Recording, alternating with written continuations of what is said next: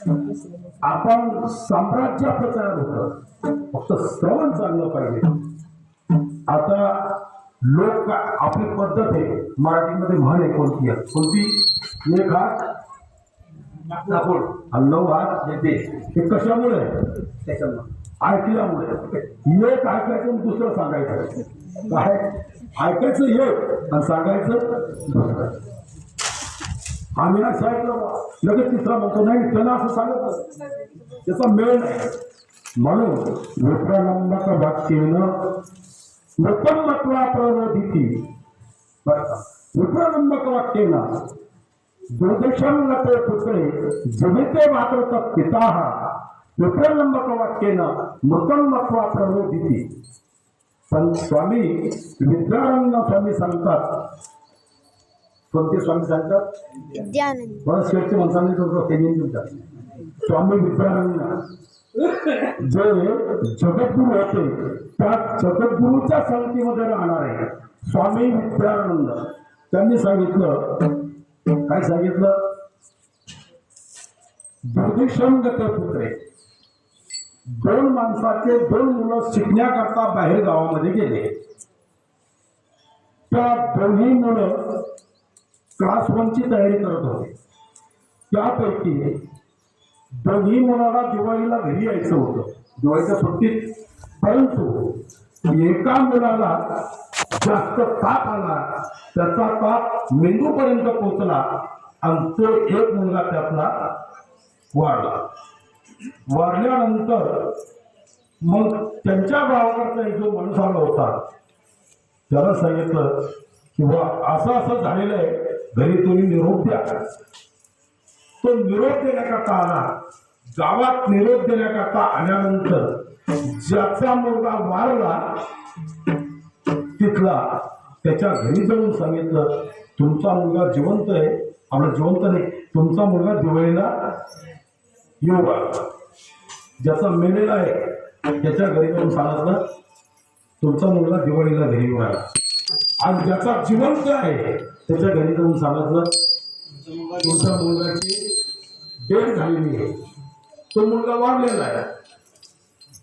आता ज्यांचा मेला नाही ते दिवाळीचा सण आनंदाने खातात, आणि ज्यांचा मेला ते सुखानं, आणि ज्यांचा मेलाच नाही ते दुःखामध्ये. आता नेमकंच मेलं कुठं? आपल्या मनामध्ये.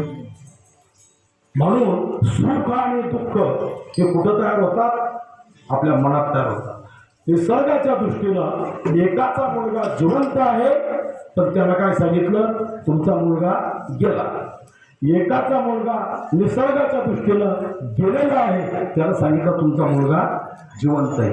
ज्याचा गेलेला आहे खरोखर तो आनंदामध्ये आहे, आणि ज्याचा गेलेला नाही तो दुःखामध्ये. मग सुख आणि दुःख हे बाहेर नसून ते कुठे? आपल्या अंतःकरणामध्ये. म्हणून मनावर मनुष्याला कारणं बंध मोक्ष. बर का?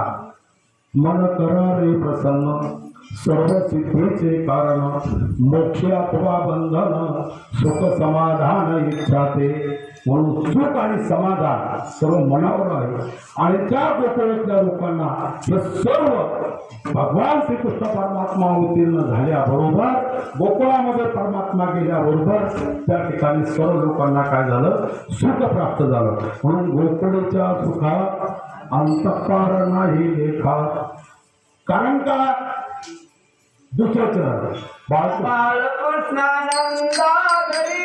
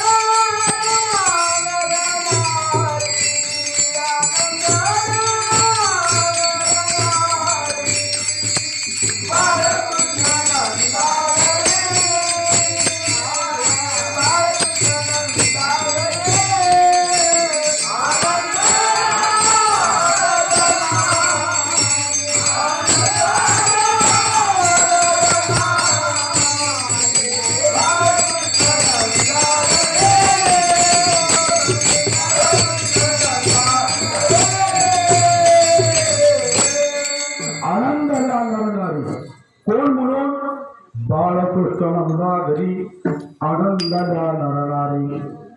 आता आनंद कोणाकोणा झाला? नर म्हणजे पुरुष, नारी म्हणजे स्त्रिया, आणि बाकीच्या लहान मुलांना झाला नाही का? सर्वांना आनंद झाला. गोकुळातल्या सर्व लोकांना आनंद झाला. अहो गोकुळामधल्या गाई वासर गुरं